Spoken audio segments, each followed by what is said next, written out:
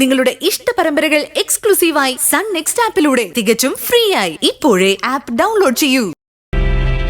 ഒന്നുമില്ല എന്ന് പറഞ്ഞ് നമ്മൾ പരസ്പരം ആശ്വസിപ്പിച്ചിട്ട് കാര്യമില്ലല്ലോ സർ. പ്രശ്നമാവുമെന്നല്ല, പ്രശ്നമായി കഴിഞ്ഞു. താനും കുറ്റകൃത്യത്തിൽ പങ്കാളിയാണ് എന്ന കുറ്റസമ്മതത്തോടെയാ സുനിത പത്രസമ്മേളനം നടത്തിയിരിക്കുന്നത്.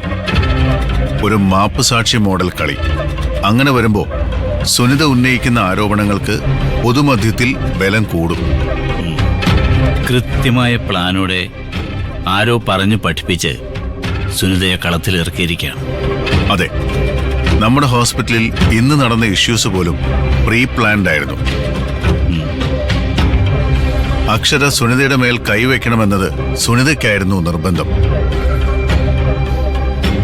അതുകൊണ്ടാണല്ലോ ഒരു കാര്യമില്ലാതെ അവര് പ്രകോപനം സൃഷ്ടിച്ചു തുടങ്ങിയത്.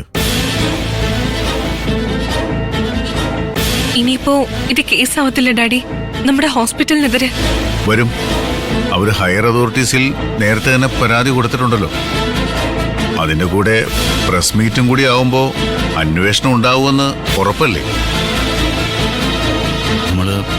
നമ്മളിനി എങ്ങനെ മൂവ് ചെയ്യേണ്ടത്? നാളെ തന്നെ നമ്മൾ സുനിതയ്ക്കെതിരെ ഒരു കേസ് ഫയൽ ചെയ്യണം.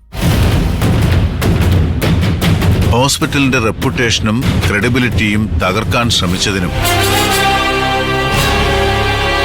പൊതുമധ്യത്തിൽ നമ്മളെ നാണം കെടുത്തിയതിനുമെതിരെ ഒരു വൻ തുക ഡിമാൻഡ് ചെയ്തുകൊണ്ടുള്ള ഡിഫമേഷൻ കേസ്. അതുകൂടാതെ ഒരു പ്രസ് മീറ്റ് വിളിച്ച് നമ്മുടെ ഭാഗം വിശദീകരിക്കണം.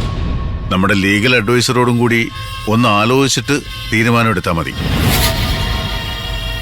നമുക്കിതങ്ങ് അവോയ്ഡ് ചെയ്ത് വിട്ടാൽ പോലെ നിരഞ്ജൻ. അങ്ങനെ പാടെ അവഗണിച്ച് കളയാൻ പറ്റില്ല സർ. പ്രത്യേകിച്ച് ജനങ്ങളുടെ